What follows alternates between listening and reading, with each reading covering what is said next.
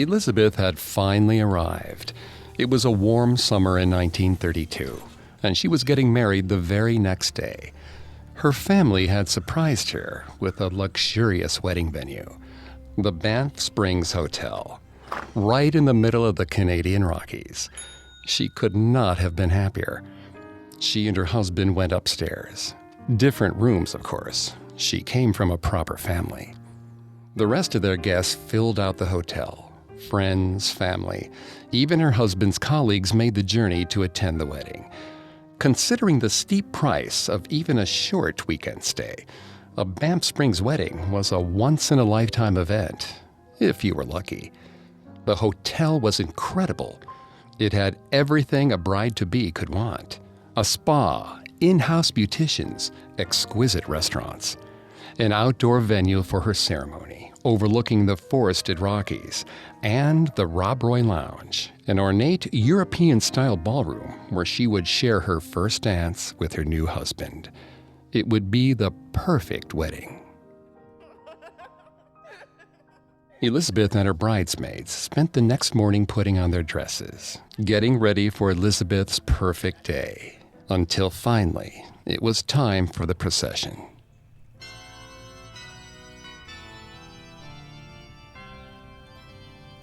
As Elizabeth stood at the top of the marble staircase, watching her bridesmaids descend, she felt someone brush past her. She looked around, but both the guests and the wedding party were already downstairs. Lit candles lined the staircase. The groom and the rest of her life waited at the bottom. She walked down the stairs, slowly, elegantly, just like her mother taught her. She didn't notice when a candle suddenly flared up and lit the hem of her dress. Elizabeth felt the flames lick her body. Terrified, she spun around, trying to see where the heat was coming from. She lost her step and tumbled down the stairs. The fire engulfed her, and she hit the floor with a sickening.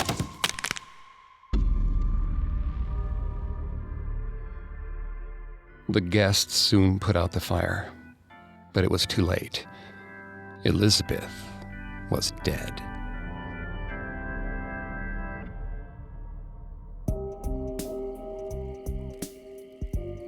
Welcome to Haunted Places, a Parcast original. I'm Greg Polson. Every Thursday, I take you to the scariest, eeriest, most haunted, real places on Earth. This week, join me on a supernatural journey to scenic Banff Springs Hotel and discover why, to this day, it's haunted. At Parcast, we're grateful for you, our listeners. You allow us to do what we love. Let us know how we're doing. Reach out on Facebook and Instagram at Parcast and Twitter at Parcast Network. And if you enjoyed today's episode, the best way to help us is to leave a 5-star review wherever you're listening. It really does help. We also now have merchandise. Head to parcast.com/merch for more information. Listen to more episodes of Haunted Places, as well as Parcast's other shows on your favorite podcast directory.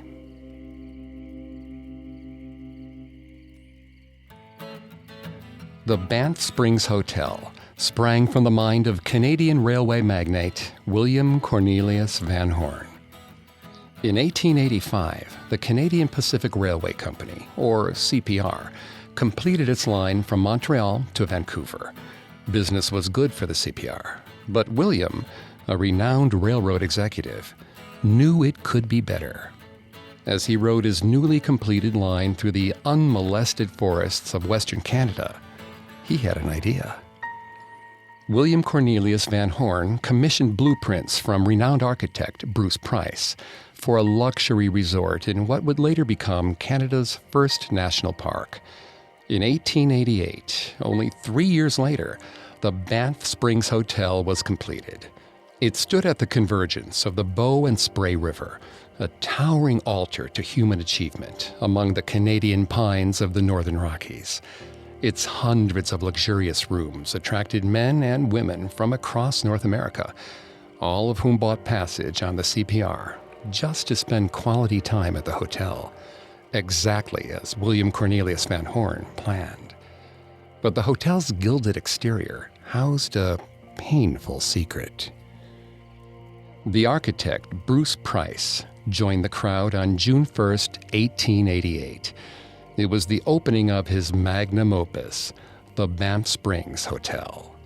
If he succeeded here, his future would be secure. In the crowd were magnates from across Canada and a few from the U.S. With their support, towering buildings from Vancouver to Quebec would bear his name. He led the inaugural tour, filled with railway executives and Canada's most impressive socialites. He invited all the honored guests into the grand foyer.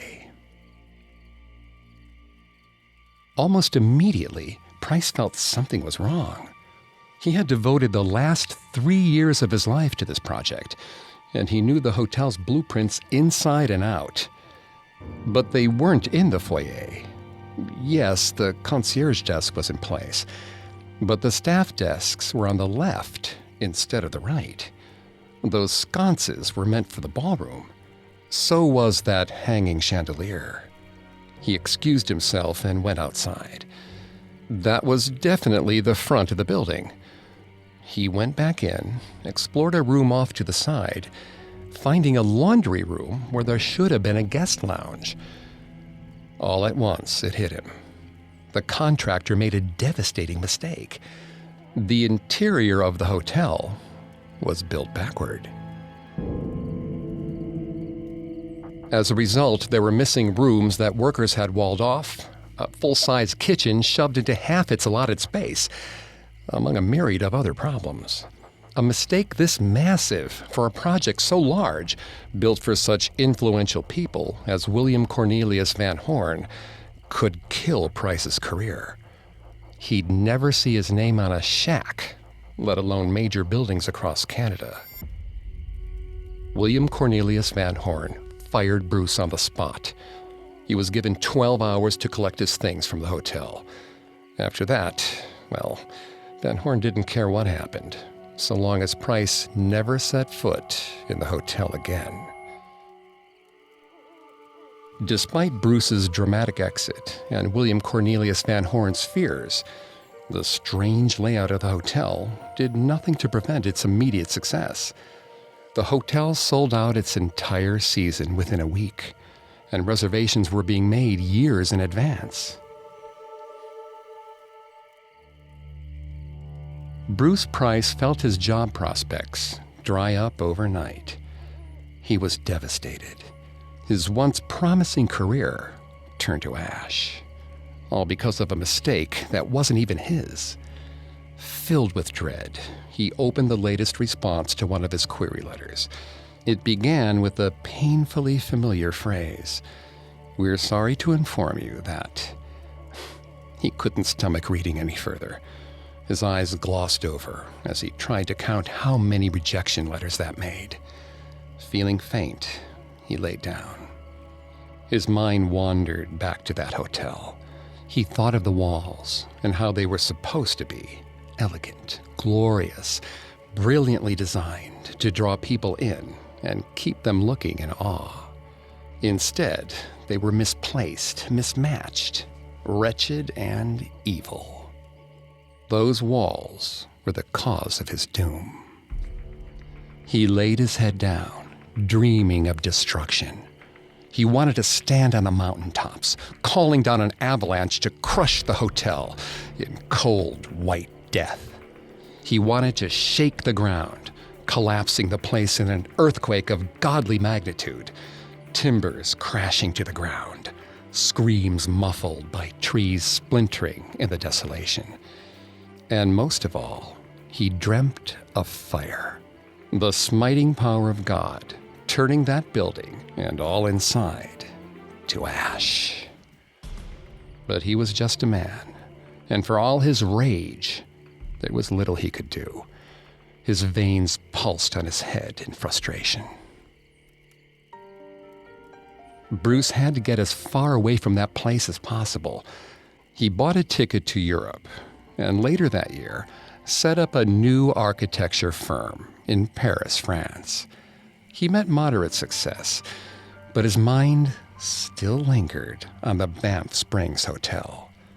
He would have been world-renowned if it weren't for that damned hotel.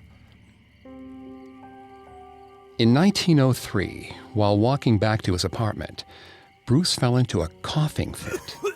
He collapsed on the side of the road. He felt his strength leave him with every convulsion, and he knew why. With his last breath, he cursed his greatest embarrassment, the Banff Springs Hotel.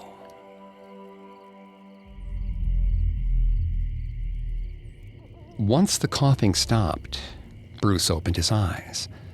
His head felt light, but otherwise fine, until he looked around at his surroundings.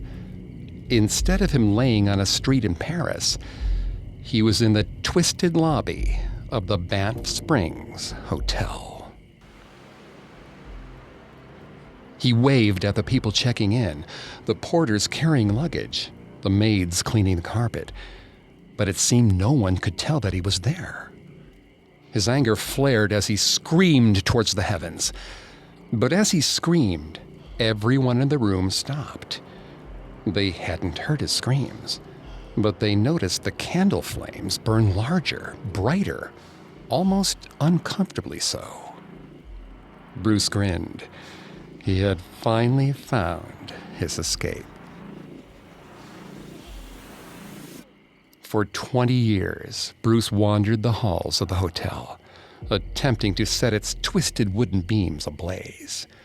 He would send sparks flying from closed circuits and appliances, searching for any sort of kindling. He would slam the chimney dampers shut, scalding embers and flecks of flames arching over the mantel, grasping for the ceiling and the carpet. Yet all these years passed as employees at the hotel took extra caution around the flames. Bruce's anger grew with every failed attempt, but he knew it was only a matter of time until he was free from this place. Time passed. Weeks, years. Bruce was never sure. The days had sewn together. Now, the only thing he knew was the fire in his heart. Then Bruce came across an elderly bellman organizing coats in the coat room. The bellman set his gas lamp upon the ground a little too harshly, and the casing cracked just a touch too much. The bellman heard a dark and wicked laugh echo from the lantern. He watched as a bit of oil leaked onto the carpet, and the fire quickly followed the oil out. His heart pounding, the bellman hastily lifted the lamp and stomped on the flames. But he was too late. He couldn't fix the leak. The fire and oil mixed and grew, spreading across the ground. The bellman ran to the door, shouting out about fire. When he turned to look, the entire coat room had been engulfed in flame. Standing amidst the inferno was a small man, laughing in glee.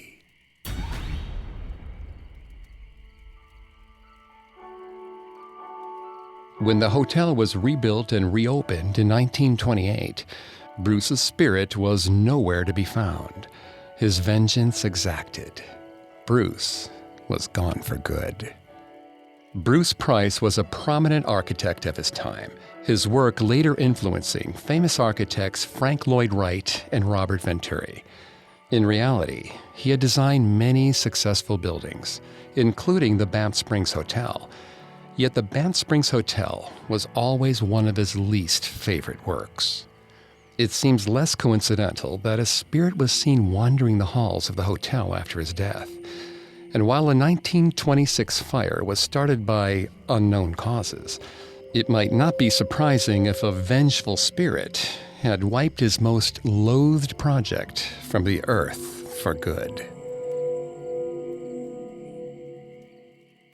We'll explore the spirits of the rebuilt hotel after this. And now, back to the story. The original Banff Springs Hotel burned down in 1926. However, it did not take long for a railroad engineer to draw up plans for its replacement. In order to avoid another fire, the new structure was built with steel and stone. When the hotel reopened in 1928, only 2 years after its initial destruction, it was a praised and desired destination once again. The effects of the fire quickly forgotten. That same year, Sam Breston, a New York stockbroker, took his family on a well-deserved vacation. He had just made his firm a boatload of money, and his boss gave him a month off and a big bonus as a show of appreciation. Coming around the bend, Sam saw the hotel. After the fire, the Banff Springs Hotel traded in its wood and shingle for rock and cement. It looked closer to a massive French chateau than a hotel. Sam looked over at his wife, Shirley, and his daughter, Daisy, and smiled. Without the stress of his job, Sam was excited to reconnect with his wife and explore the nearby woods with his daughter. This would be a good trip. Porters from the hotel greeted other guests on the train, but much to his confusion, not Sam and his family. He carried all their bags through the town instead. Arriving at the hotel, Sam calmly asked to speak with the concierge. There'd been a mix-up.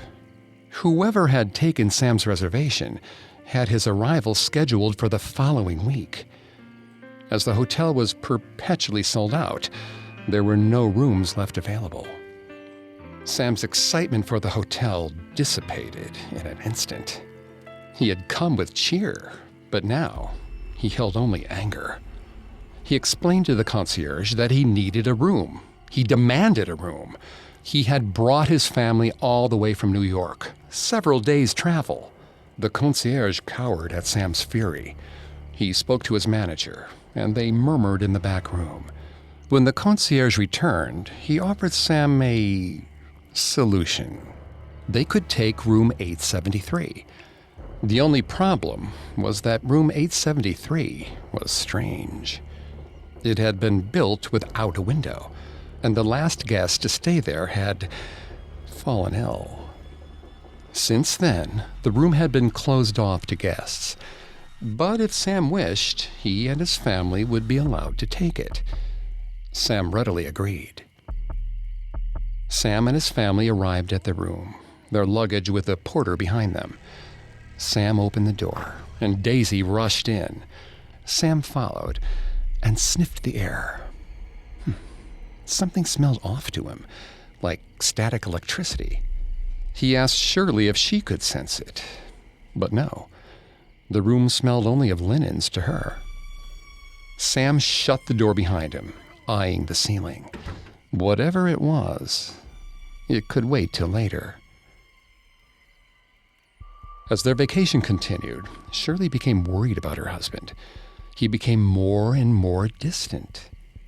The first few nights at dinner, he flirted with her and played with Daisy. But as time progressed, he had turned stone-faced and stoic, hardly a hint of emotion left in his face.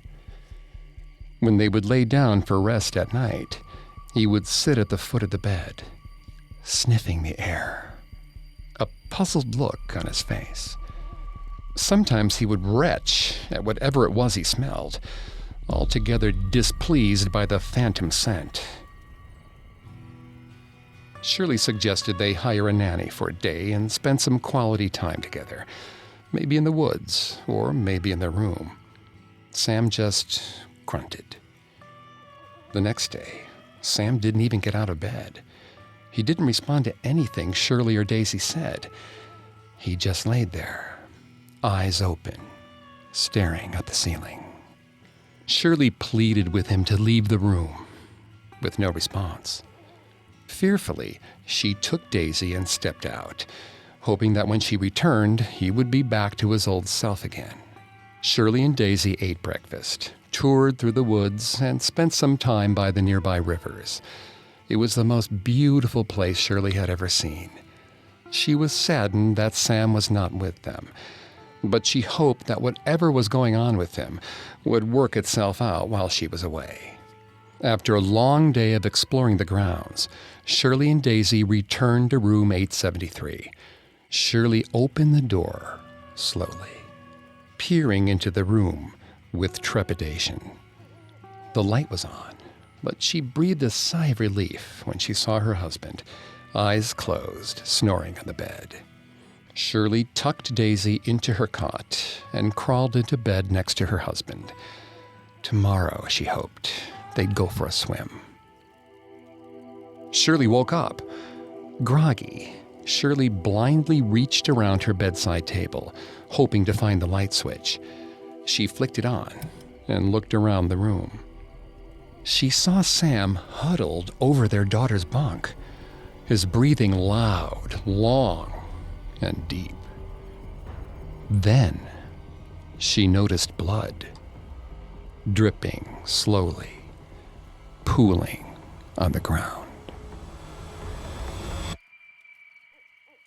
Stories about room 873 have been told since the opening of the rebuilt hotel in 1928. At first, the room was just a small mistake by the contractor. But its legend soon burgeoned. The most popular legend is that a family patriarch lost his mind before murdering his family and turning the knife on himself.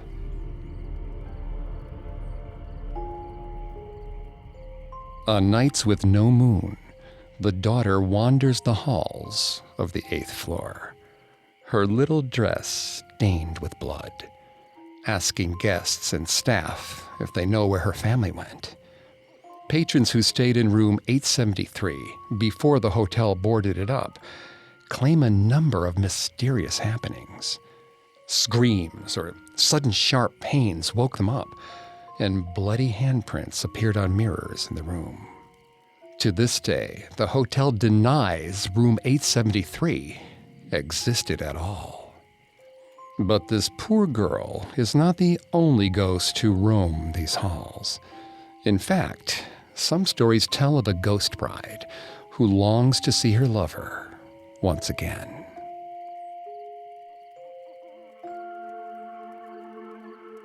Roger's wife died the day before. No, not wife, fiancée. Elizabeth never made it to the wedding. In a horrible turn of events, she died just moments before they were to be wed. As he sat in the Banff Springs Hotel bar, miserable and drunk, he heard wedding bells. The rational part of his mind knew the hotel had a business to run. Their wedding schedule wouldn't be disrupted just because his fiancée had... He couldn't bring himself to say it, not even to himself. But the bells still felt like a cruel joke, a terrible reminder of his now non-existent future happiness. Roger took another sip of his drink. The hotel had given Roger a few complimentary days in a room and unlimited access to the bar to ease the pain while he got Elizabeth's affairs in order. Roger demanded he move to a different room. The honeymoon suite didn't have the same appeal anymore. The hotel happily obliged.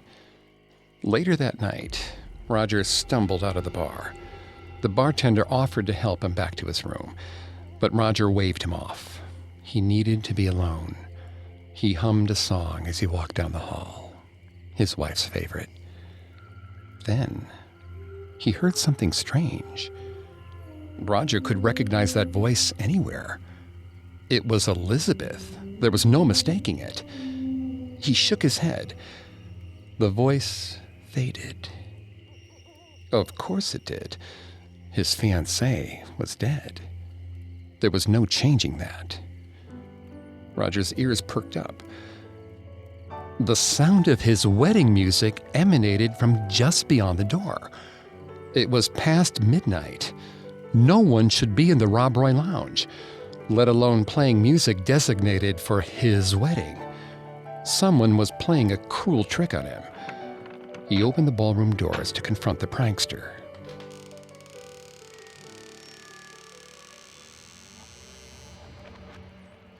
only to find the room completely empty. He looked around, trying to spot the culprit, but he saw only tables and chairs, sparsely decorating the otherwise empty room. He walked towards the opposite wall, thinking perhaps the culprit was hiding under a table, but his search revealed nothing.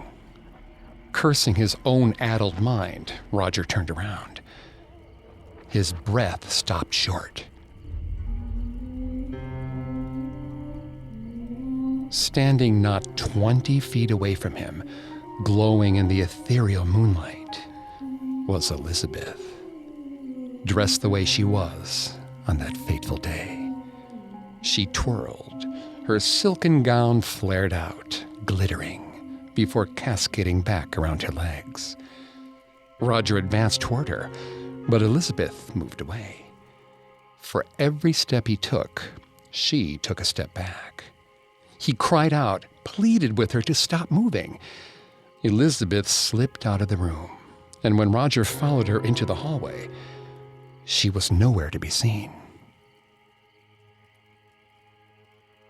An anxious Roger hurried down the hall, desperate to find his Elizabeth once again. He found a passing porter, a young man from Scotland, and asked if he'd seen a woman wearing a wedding dress. The porter had not. He'd been up and down these halls since the early evening, in fact, and hadn't seen or heard anything out of place. The porter excused himself, leaving Roger alone once again. He didn't care what some hotel porter said. He knew his fiancée was here. He followed the sound of her song through the corridors and across the lobby, finally entering that awful place. The room where, 3 days prior, his wonderful Elizabeth lost her life. The marble staircase in front of him, Roger fell to his knees. The memories were too recent, too painful for him to process.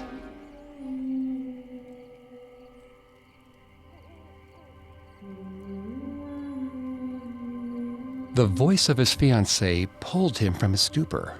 He looked up. There, at the top of the marble staircase, was his wife. He could see her as clear as the moon in the sky. Roger raced up the stairs to touch her, hold her in his arms one more time. He reached out to her, breathless. She swayed softly. A loose smile played across her face. As his fingers touched her, he felt a warmth emanate from her. He grasped her hand, and the warmth grew, and it kept growing. Roger was in pain. He tried to let her go, but he couldn't. The heat was unbearable. Just when he could no longer stand it, Elizabeth vanished in a burst of flame.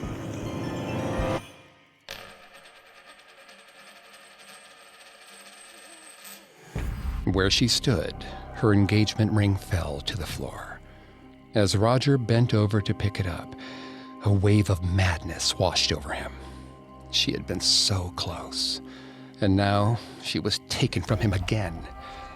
He was going to find her. His wife was still here. She had to be. Roger was found the next day in the same spot, alive, depending on your definition.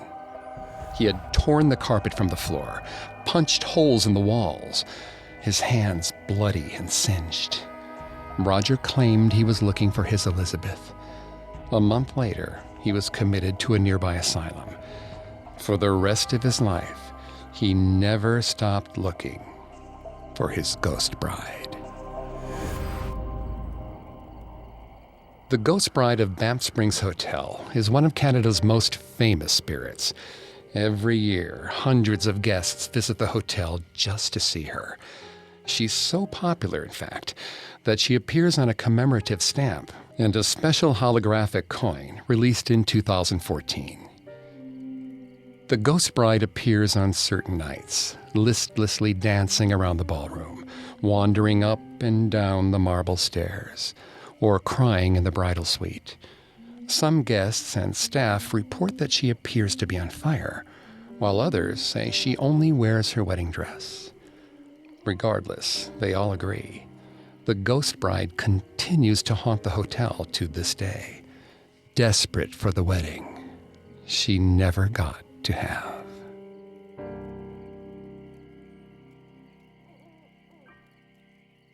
We'll explore more of the Banff Springs Hotel's spooks and spirits after this. And now, back to the story. Despite the guests' various run-ins with the ghost bride, the Banff Springs Hotel maintained its prominence as a premier vacation destination throughout its existence. People from all over the world and across many periods of time longed to stay, even if they encountered spirits at the check-in counter. In the summer of 1978, during the witching hour, an elderly couple arrived at the hotel. They spent the day driving up from their Seattle home and had underestimated how long the journey would take by several hours. Exhausted, the couple searched the deserted lobby for staff, but found no one. They rang the call bell. The bell's ding grew and grew until a cacophonous noise nearly overcame the couple. They felt its metallic ring penetrate their bones, and just when they couldn't take it anymore, it stopped. A spindly old man stepped out from the staff door. The couple, still rattled from the bell and fatigued by their drive, found it difficult to focus on him, as though his borders were undefined and blurry. He contorted his mouth into a toothy grin and greeted them, his raspy voice tinged with an unmistakable Scottish lilt. He checked them into the hotel and led them to the elevator. All the while they tried to look at him, their eyes seemed to fail them completely. In the bright light of the 9th floor, the man seemed almost translucent. He led them down the hall, pausing every few seconds to turn around and make sure the couple was following. The couple, unable to focus, looked down at the carpet. They arrived at their room. The man slowly opened the door and led them in. The couple, wishing to sleep, bid the man farewell, and despite his bizarre nature, went to offer him a tip. When they looked up, however, the man was gone. The next morning, the couple approached the concierge desk and asked after the man who had helped them. Though his behavior had been a bit unusual, the couple still felt he deserved a tip. The receptionist insisted that no one matching that description worked at the hotel, although old Sam, who had died there 3 years ago, came close.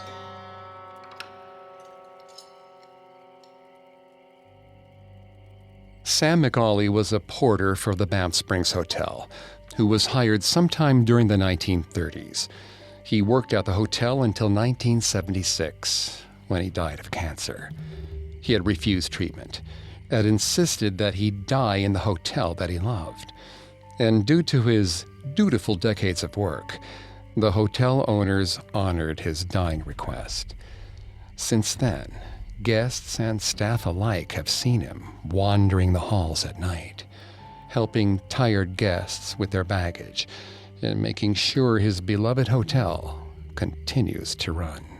There have been hundreds, if not thousands, of sightings at the Banff Springs Hotel, of everything from mysterious lights outside their bedroom windows to fully corporeal figures wandering the halls. Some unlucky guests get to see several of these specters all at once.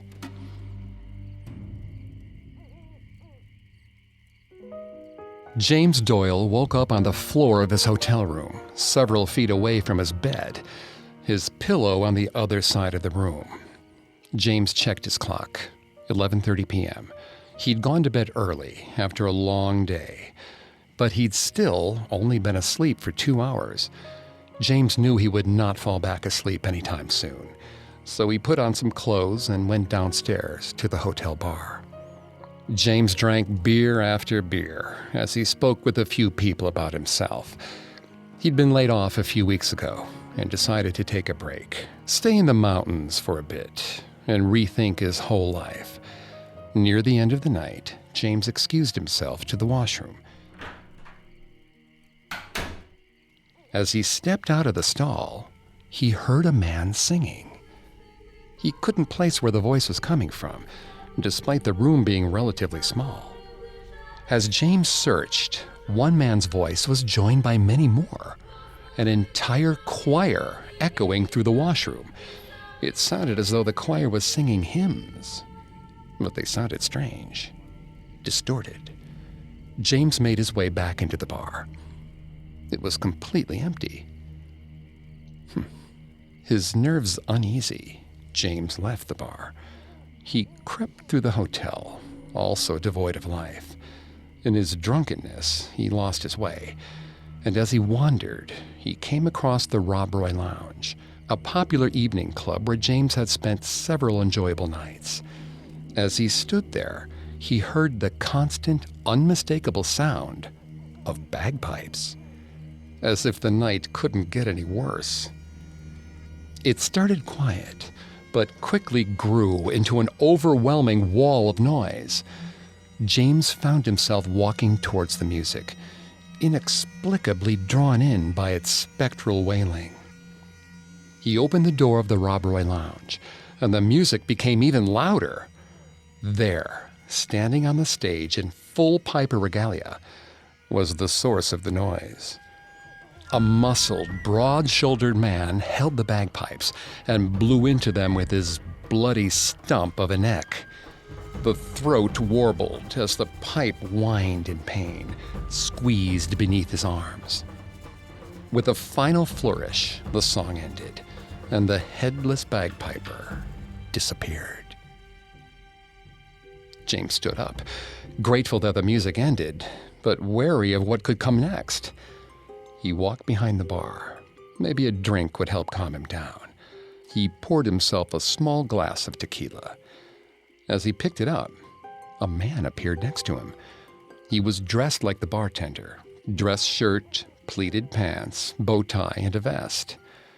James froze, glass halfway to his lips. He apologized. He hadn't realized anyone else was here, and he'd needed a drink. The bartender just chuckled. He told James to finish his drink, so he gulped it down. As the liquid went down James's throat, a smile grew on the bartender's face.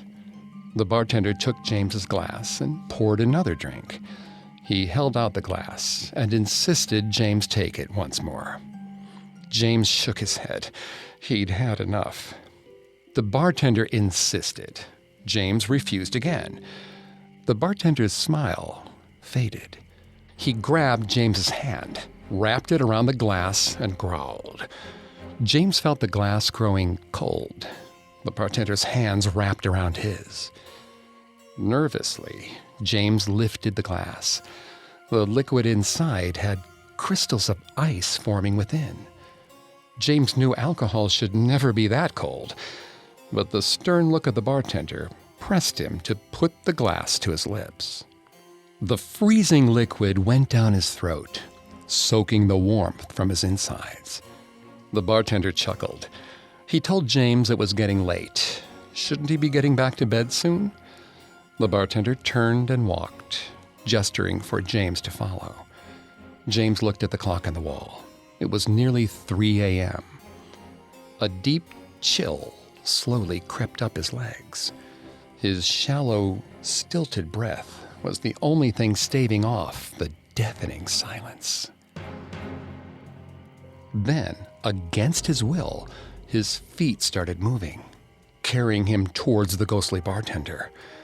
James followed the bartender out the hall, then into the elevator. The elevator brought the two to the 3rd floor. The bartender floated down the hall, and James followed. Suddenly overcome with fatigue, he struggled to keep his eyes open. He felt his panic slip away, occupying an ever-decreasing slice of his mind. All he wanted now was to sleep. The door to his room swung open on its own, and James entered. His bed was so inviting. warm, cozy, peaceful. A little voice deep in the back of his mind tried to tell him something. This was a mistake. This was a trap. But he had lost control. He took off his shoes, peeled back the covers, and drifted off to sleep. He awoke with a piercing headache, a splitting, throbbing headache, the likes of which he had never felt before. He kept his eyes shut tight, groaning in pain. He tried to lift his hand to rub his forehead, but he didn't feel his hand move. Perplexed, he tried again, but he soon found he couldn't feel his hand at all. In fact, he couldn't feel his body at all. Frightfully, he opened his eyes. He looked out upon the Rob Roy Lounge, empty and dark. He looked down to notice a body that was not his own, holding a bagpipe under its arms. He opened his mouth to scream, only to find his mouth filled with the pipe, blowing and blowing. That frightening wail filling his ears. Banff Springs Hotel is home to a myriad of spirits. Guests sometimes complain of mysterious lights outside their rooms, pillows or blankets flying off their beds, and doors slamming. Several reports from the 1950s tell of a ghost who lived in a portrait of a woman named Mackenzie, who would leave the painting at night to frighten staff and visitors. A few guests even mention hearing a full male choir in the men's washroom on the ground floor. More still describe the long-dead residents of the Rob Roy Lounge, including a headless bagpiper and a bartender who encourages guests to go to bed after they've had enough to drink. Since its 1888 opening, the Banff Springs Hotel has seen tragedy and joy, misery and hope. Even after burning to the ground, the hotel sprung up anew, stronger and more appealing than ever before. The beauty of its design and lavish interior are only matched by the beauty of its surroundings, the rugged Canadian wilderness, simultaneously lush and brutal. Its storied halls play host to royalty on months-long vacation and families just getting away for a few days. With its majesty and splendor, the hotel draws guests and staff from around the world. And sometimes, just sometimes, it doesn't let them go.